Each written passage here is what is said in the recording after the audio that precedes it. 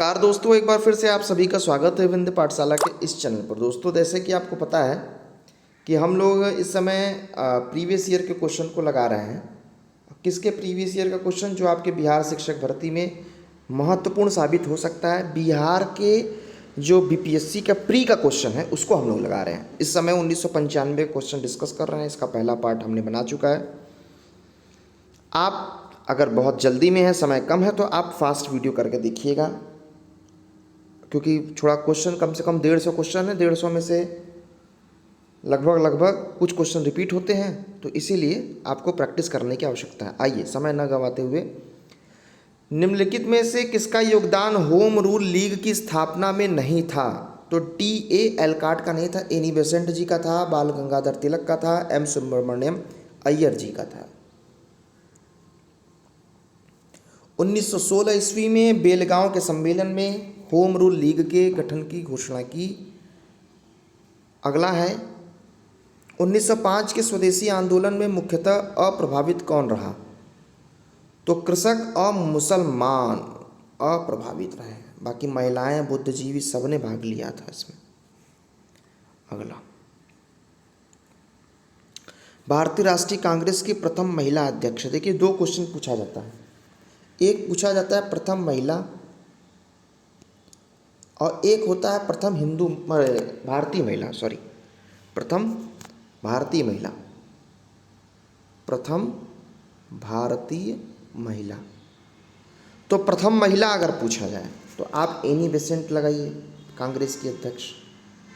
भारतीय महिला की अगर बात करें तो सरोजनी नायडू लगाइए। ठीक।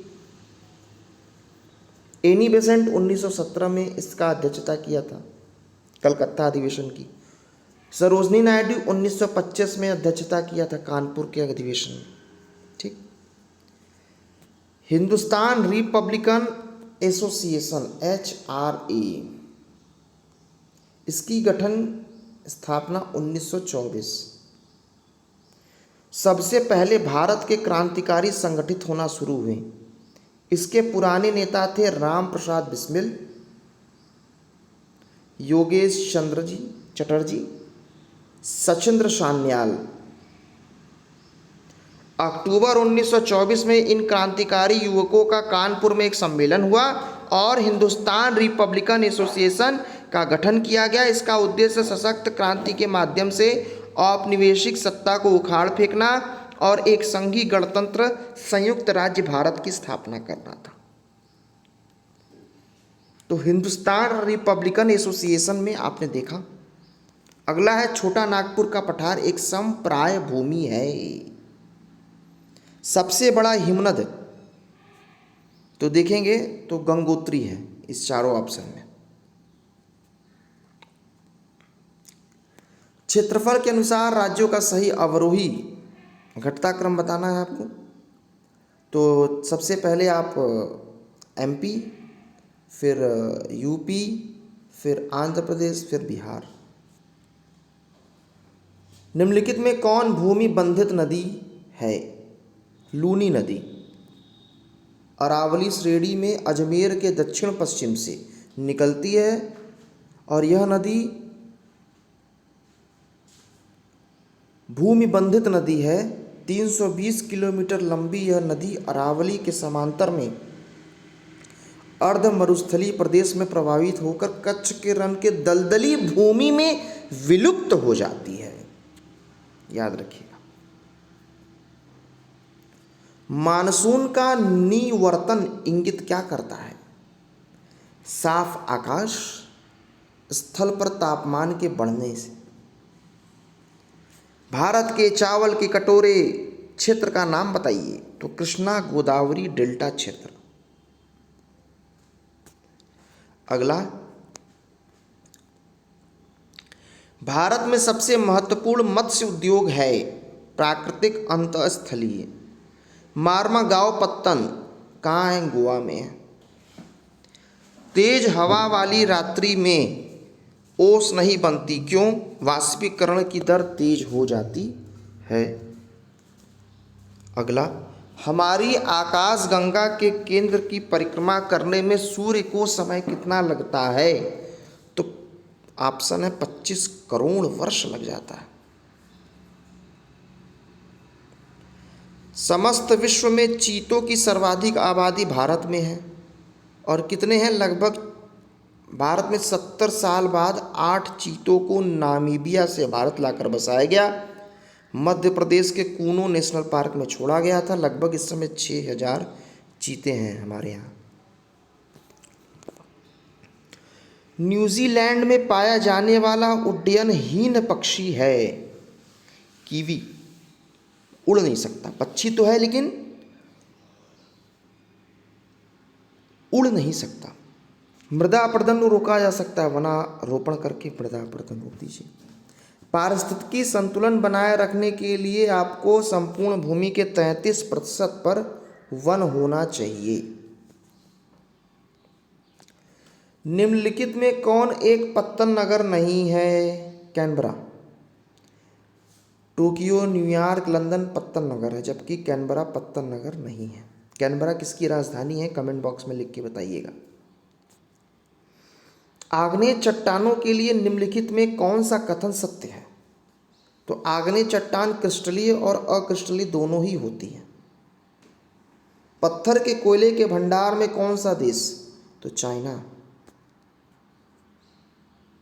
ठीक है, दूसरे पर भारत, रूस है।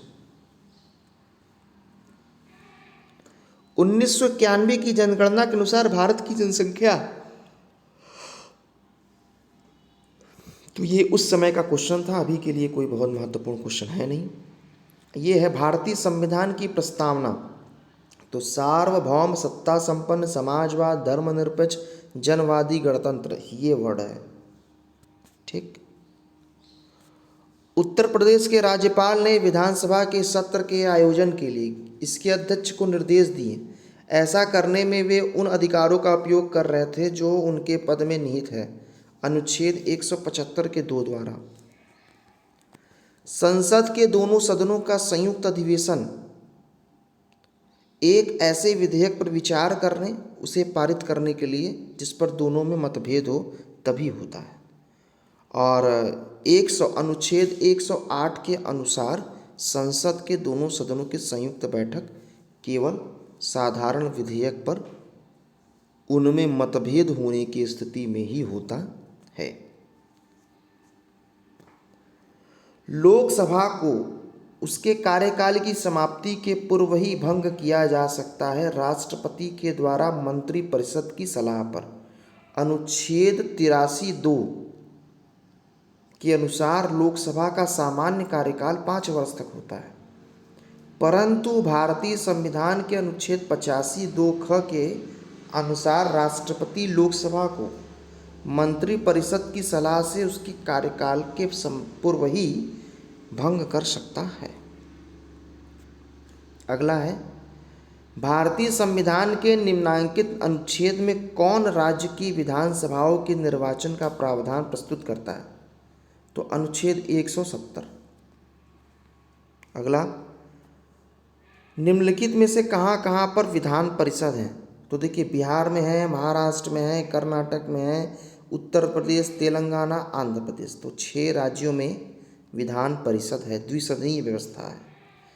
ठीक है, बिहार, महाराष्ट्र, कर्नाटक, उत्तर प्रदेश, तेलंगाना और आंध्र प्रदेश। अगला, किसी राज्य में विधान परिषद की संरचना अथवा विघटन किया जा सकता है केंद्रीय संसद के द्वारा। अगला क्वेश्चन, लोकसभा का नेता कौन? प्रधानमंत्री। राज्यसभा को भंग करने का अधिकार किसे? भैया, राज्यसभा को भंग नहीं किया जा सकता क्योंकि यह एक स्थायी सदन है। इसके 1/3 सदस्य हर दूसरे वर्ष अवकाश ग्रहण करते हैं। 1/3 सदस्य हर दूसरे वर्ष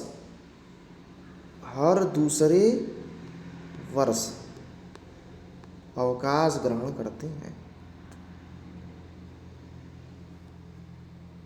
यदि किसी राज्य की विधानसभा का अध्यक्ष पद त्यागना चाहे तो वो क्या करेगा? उपाध्यक्ष को त्याग पत्र देगा अपना।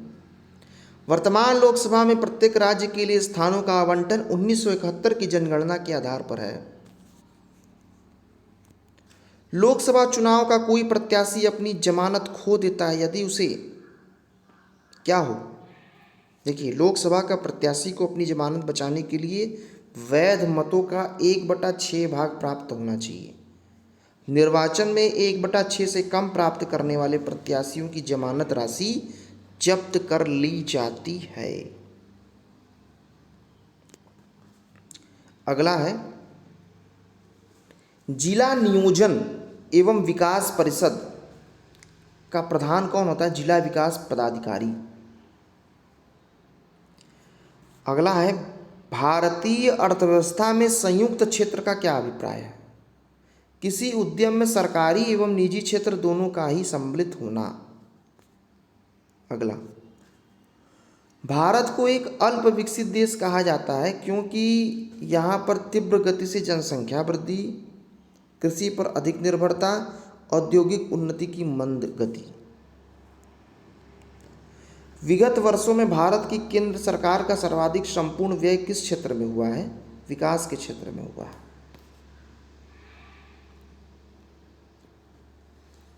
ग्रामीण क्षेत्रों से अप्रत्यक्ष संबंधित परिवार कल्याण सेवाओं के लिए, ये उस समय का क्वेश्चन था 7वीं पंचवर्षीय। भारत में प्रोत्साहन क्षेत्र कितने हैं? तो 7 हैं।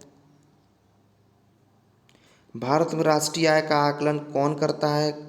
तो केंद्रीय सांख्यिकी संगठन करता है राष्ट्रीय आय। अगला है पंचवर्षीय योजनाओं के मसौदे के अंतिम रूप। तो पंचवर्षीय योजना आयोग का गठन 1950 में हुआ था। अब फिलहाल आप जो याद रखिएगा, नीति आयोग 1 जनवरी 2015 जो कि योजना आयोग की जगह पर है। स्वतंत्रता प्राप्ति के बाद भारत ने सबसे ज़्यादा प्रगति गेहूं के उत्पादन में की है। भारत सरकार में या भारत में राज्य सरकारों के लिए आय का सबसे बड़ा महत्वपूर्ण जो स्रोत है वो बिक्री कर है। रिजर्व बैंक की इसमें कोई मतलब नहीं है, उस समय का क्वेश्चन है। साप्टा क्या है? तो south Asian preferential trade agreement ये है। समुद्र नीला क्यों प्रतीत होता है? तो आकाश के परावर्तन, जल के कणों द्वारा प्रकाश के प्रकीर्णन के द्वारा। बिजली का खपत का बिल किसके मापन पर आधारित है? वॉट। रेडियोधर्मी पदार्थ उत्सर्जित करते हैं, क्या करते हैं? अल्फा किरण, बीटा किरण, गामा। जल की स्थायी कठोरता का कारण क्या है? कैल्शियम और मैग्नीशियम की क्लोराइड, मतलब कैल्शियम क्लोराइड, मैग्नीशियम क्लोराइड और calcium sulphate, magnesium sulphate. Calcium और मैग्नीशियम के क्लोराइड, कैल्शियम और मैग्नीशियम के सल्फेट, ये स्थायी कठोरता है। ठीक, और इनको अलग अलग करना है इन्हें जल से। तो आप सोडियम बाइकार्बोनेट का घोल मिलाइए जिससे कैल्शियम और मैग्नीशियम के घुलनशील लवण अघुलनशील कार्बोनेट में परिणत हो जाते हैं और छानकर अलग कर लीजिए। सबसे भारी धातु देखें तो निम्नलिखित अगर है बात, तांबा, यूरेनियम, एल्युमिनियम, चांदी, तो उसमें यूरेनियम सबसे भारी है। गैस जो है लाफिंग गैस, मतलब जिसको सूंघ कर हंसी आती हो, उसका नाम है N2O, नाइट्रस ऑक्साइड।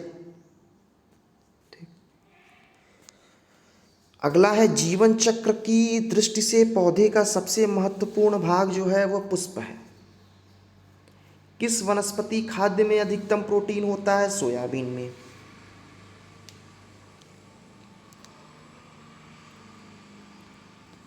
सबसे लंबा जीवित वृक्ष सिकोआ सबसे लंबा है। यूकेलिप्टस या सफेदा एक लंबा आवृत बीजी वृक्ष है। भूगर्भ जल की अधिक मात्रा अवशोषित करने के कारण पर्यावरण की दृष्टि से इस वृक्ष को, यूकेलिप्टस को, आतंकवादी वृक्ष कहा जाता है। संसार का सबसे लंबा वृक्ष सिकोआ है, यह नग्न बीजी पौधा है। अगला, प्रतिवर्ष 5 लाख भारतीय एक रोग से मर रहे हैं। 6 रोग। टीबी, जब हम बकरी या भेड़ की मांस खाते हैं तो हम द्वितीय उपभोक्ता हैं। डॉल्फिन क्या है? स्तनी है। अपमार्जक क्या है? शोधन अभिकर्ता है। आर्कियोप्टेरिक्स क्या है? जुरासिक युग का सर्व पुरातन पक्षी।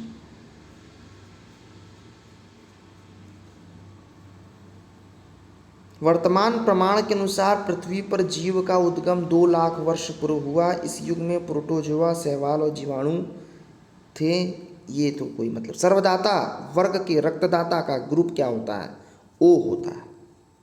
AB का मतलब सर्वग्राही, O यूनिवर्सल डोनर। एस्पिरिन क्या है? प्रतिजैविक है। वैकल्पिक ऊर्जा का सबसे बड़ा भंडार सूर्य है।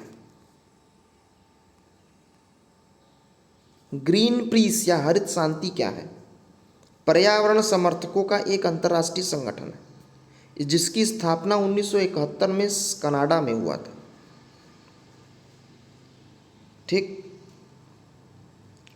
अब 101 से लेकर के 150 तक का जो भी क्वेश्चन महत्वपूर्ण बनेगा उसको हम नेक्स्ट पार्ट में डिस्कस करेंगे। तब तक के लिए नमस्कार।